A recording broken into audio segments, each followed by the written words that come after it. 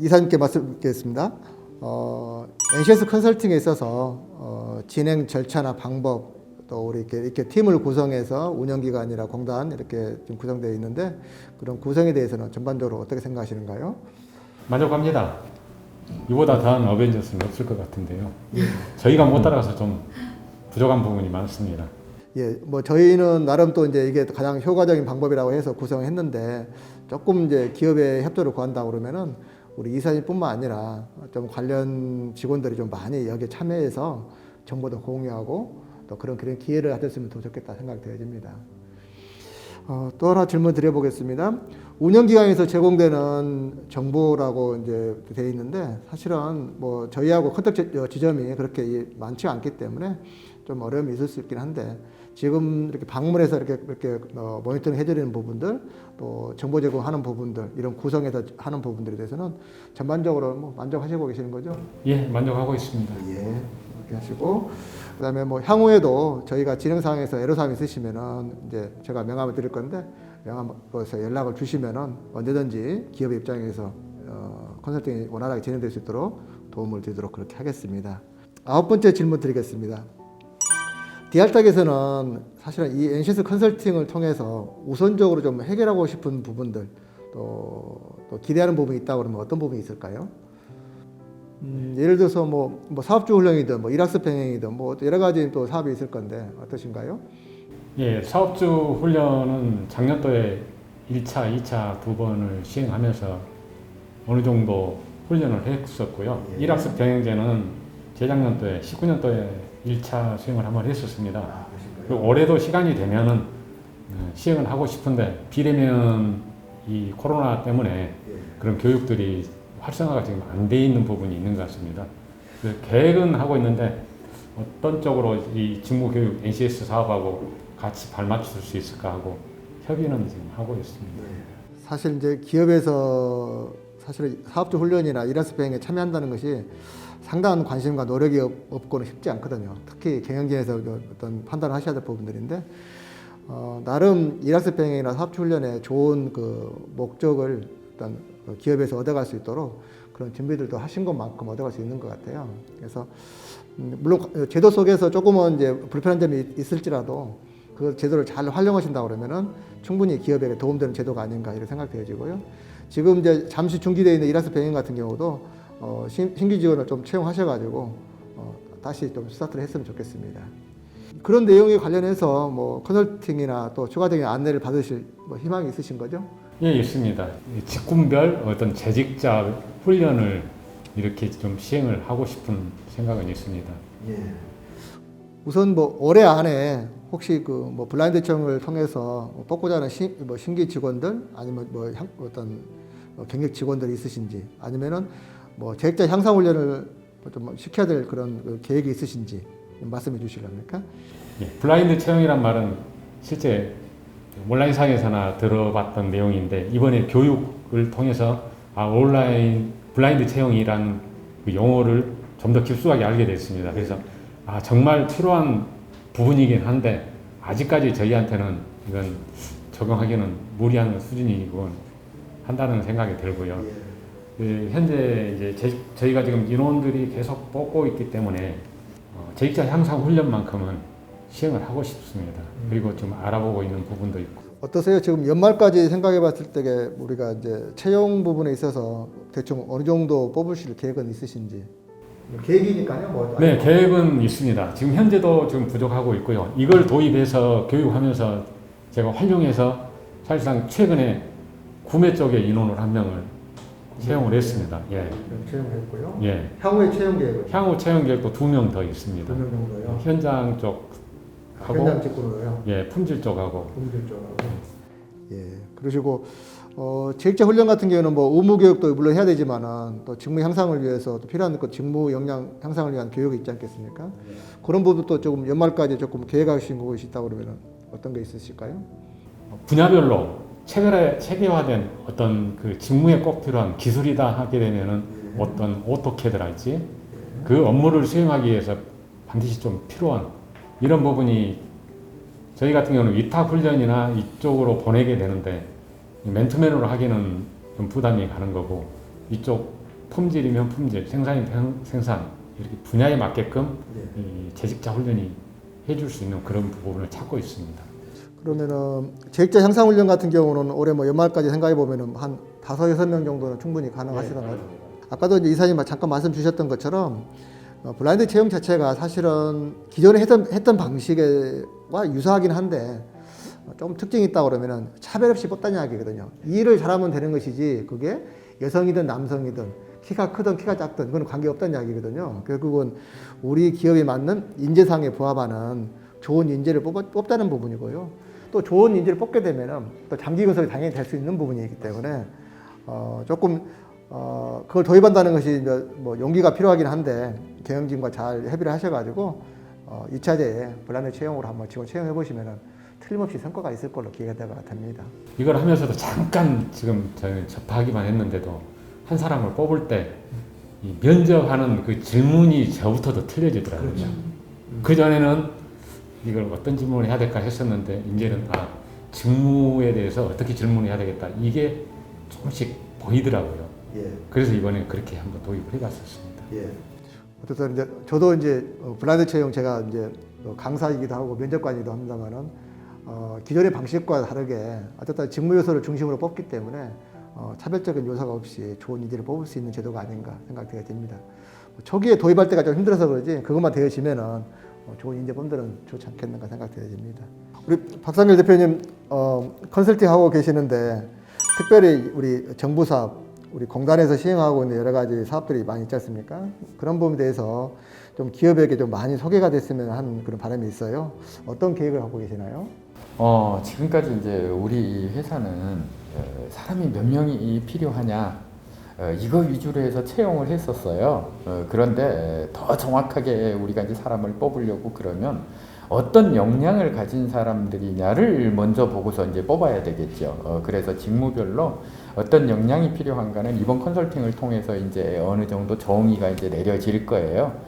그러면 그 다음에는 거기에 맞는 그 직무에 맞는 임직원을 뽑은 다음에 첫 번째 일학습병행제는 당연히 참여를 저는 권장을 좀 드릴 예정입니다.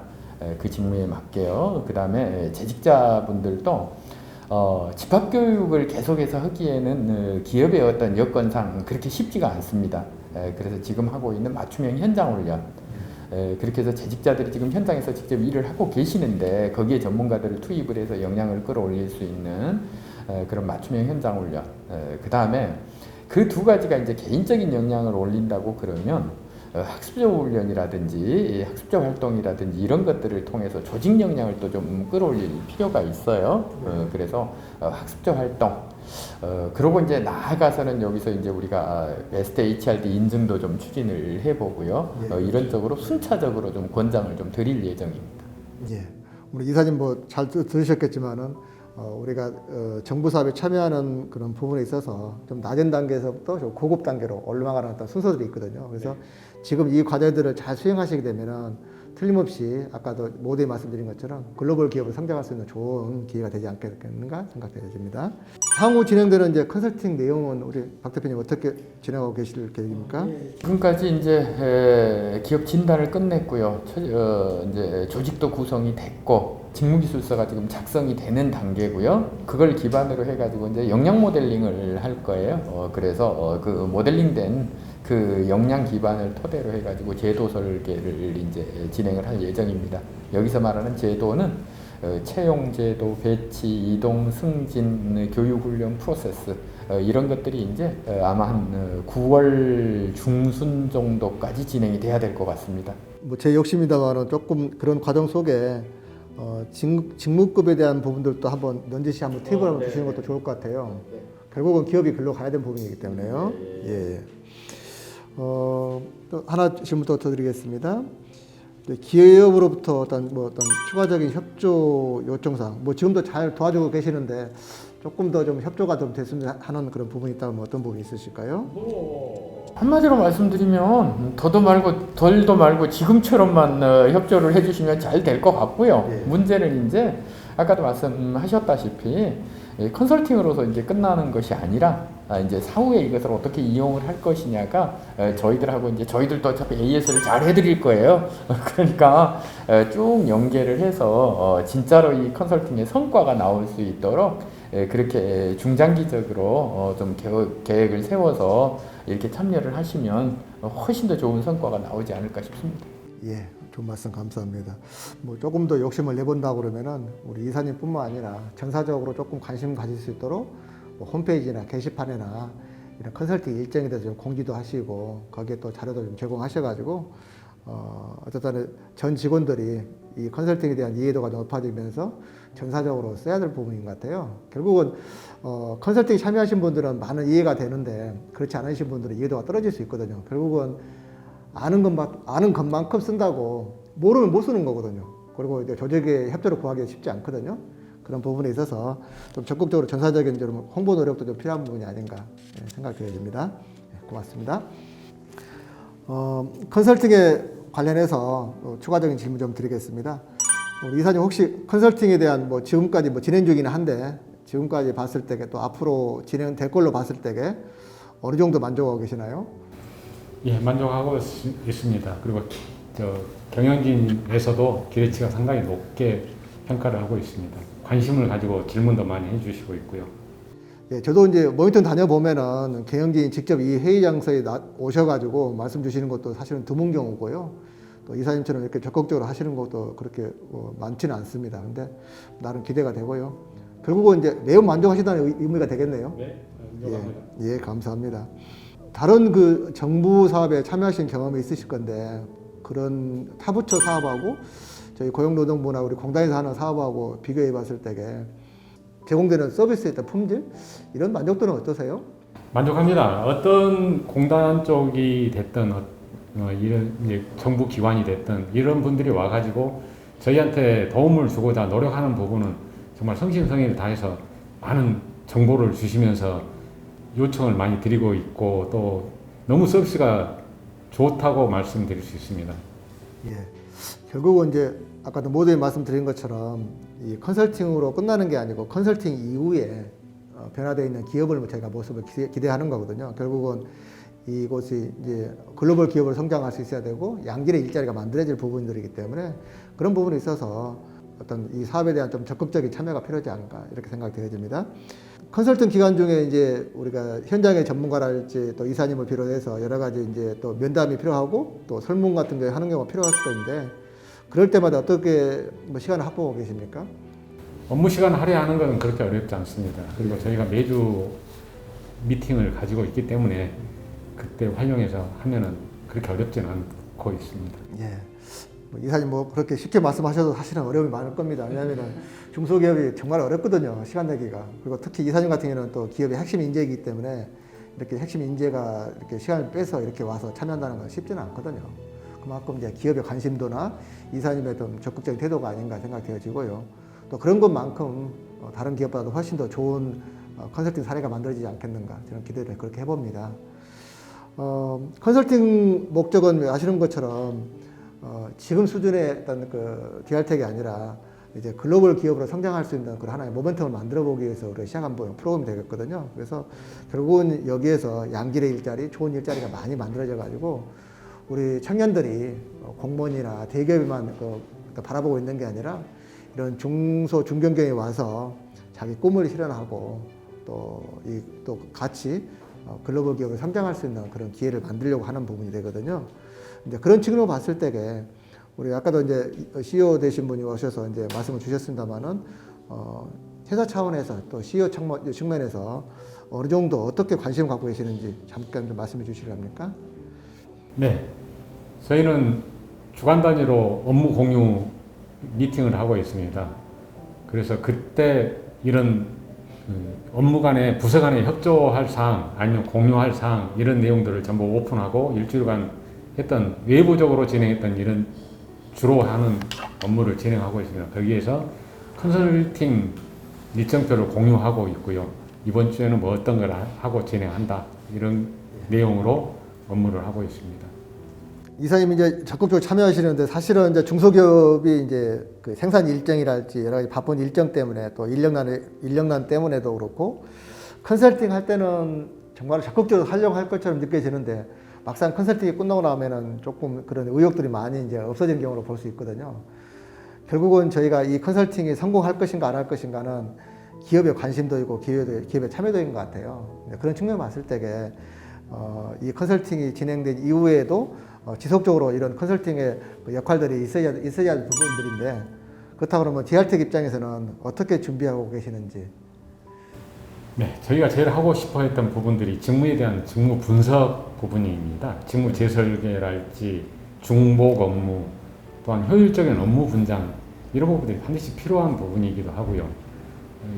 속칭 하는 말로 중소기업은 한 사람이 일당백을 해야 된다 이런 말이 있는데 중복된 업무를 내가 주어들면 내 업무고 내가 안 하고 있으면 방관하는 그런 업무가 되는데 이게 업무 분장이 제대로 돼서 사람을 뽑을 때부터 본인의 업무는 어디까지다는 걸 명확하게 해줌으로써 업무의 효율을 훨씬 높일 수 있다고 저는 그렇게 생각하고 있습니다. 그래서 신규 인원 채용하고 나서도 훈련을 해야 되고 성장을 지속시켜야만이 이 사람들이 오랫동안 장기 근속으로 이어질 수 있다. 저는 그렇게 생각합니다. 복지는 차후 사장님께서 해결해야 될 부분이고 저희들은 업무를 어떻게 효율적으로 자기가 하고 싶은 업무, 원하는 업무를 배정을 할 것인가가 목적입니다. 지금 이사님께 말씀 주신 것처럼 결국은 이런 이야기거든요. 컨설팅 보고서가 아무리 잘 만들어지고 좋게 나왔다 하더라도 우리 기업에서 써먹을 수 없는 보고서라면 아무 필요가 없는 거거든요. 조금은 러프하더라도 기업에서 실제 상황들을 담아서 컨설팅이 되어지고 또 관계자들이 더 이해도가 높아지는 것만큼 컨설팅은 더 훨씬 좋은 성과를 내지 않겠는가 이렇게 봐지고요. 지금 이제 제가 질문 드렸던 내용을 기반으로 해서 잠깐 저희가 이제 기업 현장을 한번 방문할 계획이거든요. 그래서 이사님께 좀 안내를 해주시면은 기업 현장에 가서 좀 구체적인 이런 애로사항이랄지 또 앞으로 하고 싶은 내용이랄지 그런 설비 그런 부분들에 있어서 뭐 대비가 아닌 부분들 한해서 좀 공개를 해주시면은 저희가 아마 컨설팅하는데 좀 도움이 될 것 같습니다. 그렇게 해주실 거죠? 네, 알겠습니다. 예, 고맙습니다.